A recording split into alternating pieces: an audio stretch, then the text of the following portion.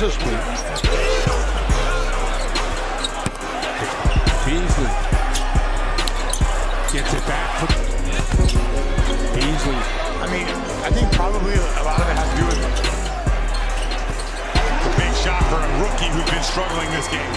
Beasley to the basket. 79-75, 4-point game. Tice. He's walking around like he's LeBron out there.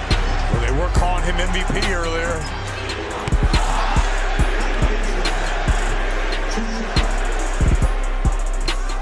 25 minutes or so.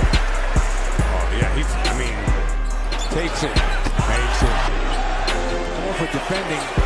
Beasley. Pull up. Wow. This is something else. This might be the best game I have ever seen Beasley play. Woody son. Appreciate everybody for tuning in to the Courtside Seat Show. Happy holidays. It's your boy, Sean the Slim God. Let's go ahead and get started real quick. First, I want to go ahead and congratulate Kobe. You know, Kobe retired both his jerseys this week, the number 8 and number 24. It's pretty good, man. You know, everybody showed up, man. I think it was more good to see how many people showed up and who was there, you know, who had the Kobe jerseys or whatever. I believe his speech the night he put up 60 was pretty much better than this speech he did the night he retired his jerseys, but it's copacetic, you know what I'm saying? Kobe is Kobe, you know, definitely kudos for making history, doing your thug dizzle. And a real quick injury update, Isaiah Thomas is going to be back at the beginning of the year. He's probably going to be back playing the first game or the second game of the year. But he's just going through some scrimmages with the G League right now, the Cavs G League. So he didn't sign or anything. He's not playing no serious games. He's just running scrimmages with them, you know. So he's probably going to be running scrimmages with them for the rest of the year to make sure he's back up to par or whatnot. And then at the beginning of the year, he's back on it.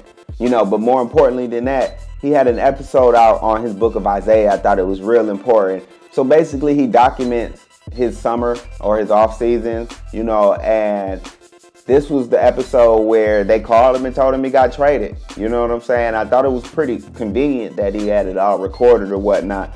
But I thought it was more important to see it, you know, and to see his reaction.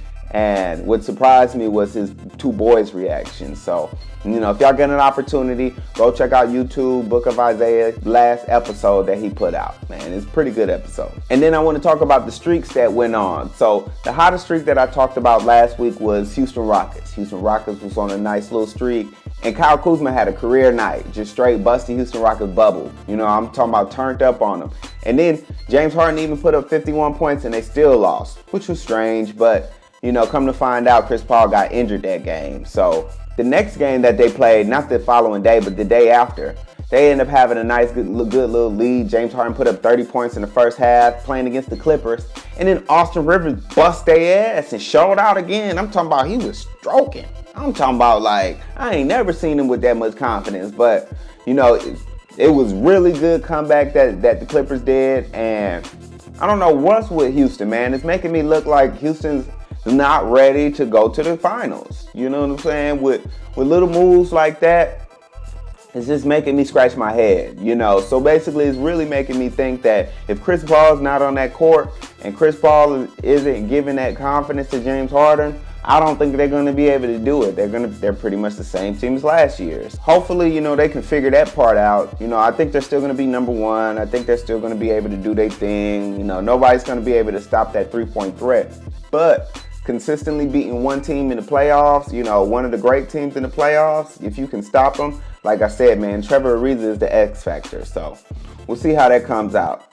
And then the Warriors got their winning streak snapped by the Denver Nuggets.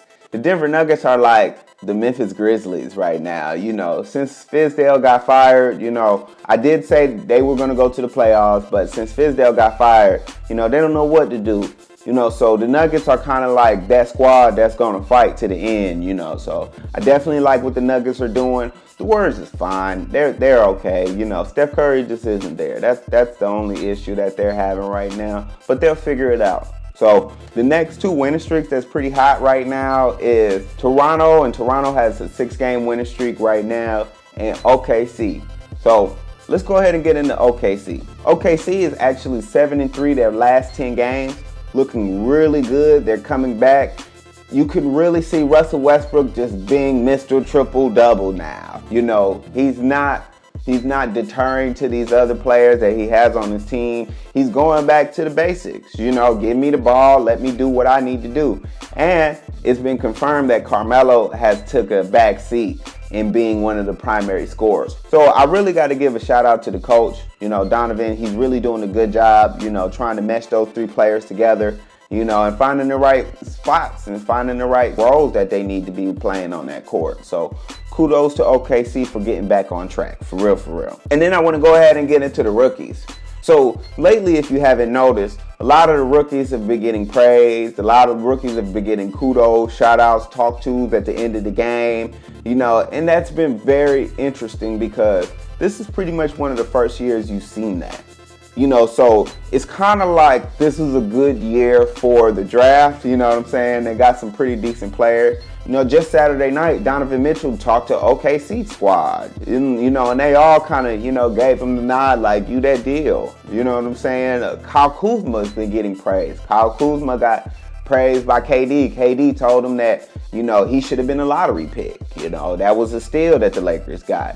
You know, Draymond Green is praising him. You know, they're both Michigan fellows. And then, of course, you remember Lonzo getting to talk to from LeBron. You know, so, and then since that talk to with LeBron, his volume of shooting has been going up. He's been getting a lot more shots up. He's been getting better shots. He's just had a lot more confidence. So, you know, I really commend the vets that's out here trying to encourage these young rookies to keep doing it and not be afraid of what's going on, man. So kudos to the vets and shout out to the young rookies coming in the game. And last but not least, I really want to give a shout out to Lavar Ball. So if you haven't heard, Lavar Ball has created a league. It's called the Junior Basketball Association. And in this league, he plans to pay players $10K a month to play in the league. And this shouldn't have any conflicts with players going to the NBA because all you really got to do is get an agent, you know, or try out for the team. You know, so I really super commend Lavar Ball for saying he's going to do something, sticking to it, and I can't wait for it to come up and start blossoming. The funny part about it is you're going to hear a lot of criticism, but the same criticism you heard about the Big Three, I'm sure you're going to hear about the JBA. So the complaint about the Big Three was, oh, these are old guys. They're past their prime. Why do I want to watch them? You know what would have been good? If they would have had young players playing. I would watch that.